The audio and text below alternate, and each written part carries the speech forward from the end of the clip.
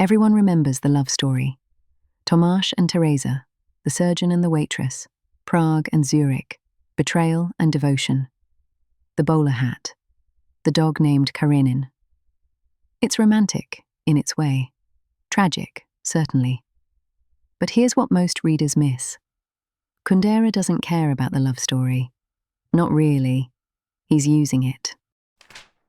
The Unbearable Lightness of Being is not a novel. It's a philosophical essay wearing a novel's clothes. And the thesis isn't about love, or even about the lightness versus weight dichotomy that the title suggests. The thesis is about kitsch. Kundera defines kitsch precisely in Part 6. The absolute denial of shit in both the literal and figurative senses of the word. Kitsch is the aesthetic lie we tell ourselves, that the world is coherent, that our feelings are pure, that meaning arrives on schedule. Kitsch is what happens when we perform our emotions for an invisible audience, expecting applause. And here's where the love story becomes an instrument. Teresa loves Tomasz with devastating sincerity. She can't bear his infidelities, can't stop dreaming of him with other women, can't escape the weight of caring. Tomasz, meanwhile, floats. He separates sex from love with surgical precision. 6 affairs at once, none of them meaning anything. Lightness. But watch what Kundera does. He doesn't let either of them win. Teresa's devotion is kitsch. She needs the story of their love to be a certain kind of story, needs it to have the shape of fate. When she follows Tomasz to Zurich, she's not just in love. She's performing the role of the woman who follows.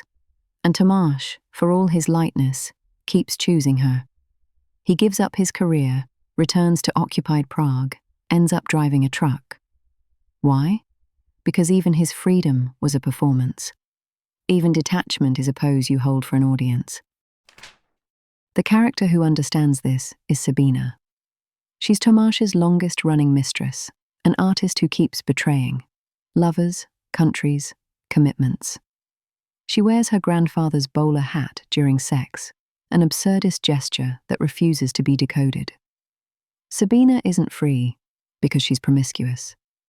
She's free because she recognizes kitsch when she sees it and refuses to participate. Or does she? Kundera won't let her off that easily. When Sabina imagines her own funeral, she's horrified by the thought of being buried in America, a country she doesn't belong to, among people who don't know her. She wants her ashes scattered. No ceremony, no meaning, no kitsch. But wanting to escape kitsch that badly? That's its own kind of kitsch. The desire to be authentic is already a performance of authenticity. This is why the book keeps interrupting itself.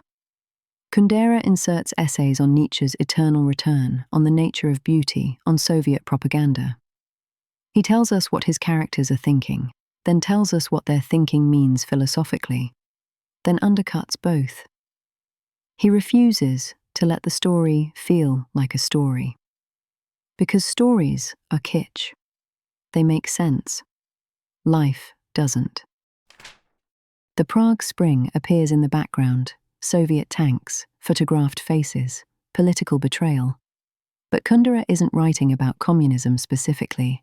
He's arguing that all political systems run on kitsch. The Grand March, he calls it. Everyone moving forward together, convinced of their own righteousness. It doesn't matter if the march is communist or capitalist, progressive or conservative. The march is always kitsch. The feeling of belonging to something larger than yourself, that feeling is the lie. So what's left? If love is kitsch, and politics is kitsch, and even the rejection of kitsch is kitsch, what can a person actually do? Kundera's answer is strange and sad. Tomasz and Teresa end up in the countryside, tending to a collective farm, their dog dying of cancer. They're happy, not because they've found meaning, but because they've stopped looking for it. They've stopped performing. There's no audience in the village, no one watching, no one to be authentic for. They just live. And then they die, off-page, in a truck accident we only learn about through rumor. The love story, in the end, isn't a love story. It's an experiment in whether two people can stop needing their lives to mean something. Kundera suggests that happiness might only be possible once you give up on the performance entirely, but he also suggests that giving up is just another kind of death. The unbearable lightness isn't freedom. It's what's left when you've seen through everything, including yourself.